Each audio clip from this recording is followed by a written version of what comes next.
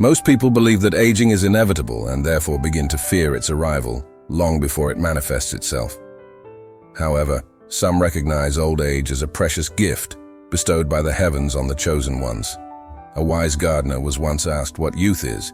He compared youth to a delicate, fragile sprout that sways at the slightest breath of wind and may not withstand the storms or hardships of life. As it matures, this bud strengthens and eventually turns into a flower. This flower can be large or small, fresh or withered, dense or flaccid, but it can only bloom when it is old, and once it blooms, it does so only once. For some people, old age resembles a withered flower that is forgotten by everyone, while for others it is like a flower with a disgusting odor from which everyone runs away, avoiding its presence or the suffering associated with it. However, there is also blessed old age, which resembles a beautiful and fragrant flower that attracts people, being admired, loved and cared for by everyone. There is a saying that we reap what we sow, which means that in our youth we should not fear old age, but rather do our best so that when the time comes, a beautiful flower will bloom in our soul, being admired by all and exhaling the wonderful fragrance of serene and prudent wisdom. In one village, a terrible disease was causing havoc and death. Death, personified as an old woman with a scythe, frequently visited homes. She approached a lonely old man who had lived in isolation for many years, without contact with anyone. The old man recoiled when he saw her at his door and asked why she did not look like a beautiful maiden whose embrace is so seductive. Death responded to the old man, calling him a fool and explaining that there are many like him who would only desire death's embrace if she were in a more attractive form.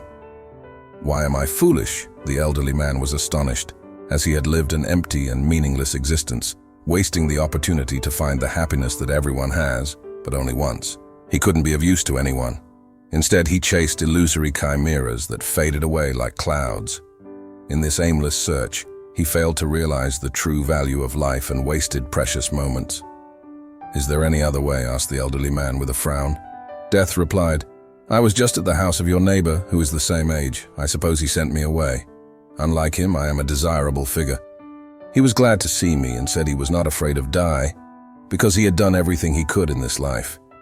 He worked for the good of people, built a house for his family and planted a garden for his grandchildren when he was young and full of energy. He gave more than he received, and now the time has come where he is exhausted from the hustle and bustle of life and ready for eternal rest." "So why didn't you take him?" the old man asked, surprised. Death explained that his family had asked him not to die. They were so sincere in their pleading that she granted him a little more time at her side. The elderly man had no such support in his life. "Then perhaps it is not old age that you should fear, but the emptiness that you have spread around you," suggested Death. "Remember that you reap what you sow." A wise person once said that it is not old age itself that is respectable, but rather a life well lived. So why fear old age? Only one thing should cause apprehension: realizing that you lived in vain, wasted the opportunity to be happy, and will not have another chance. Don't fear old age for the sake of getting old, but for losing the chance to live a meaningful life, so that people can appreciate and bless you when the flower in your soul finally blooms.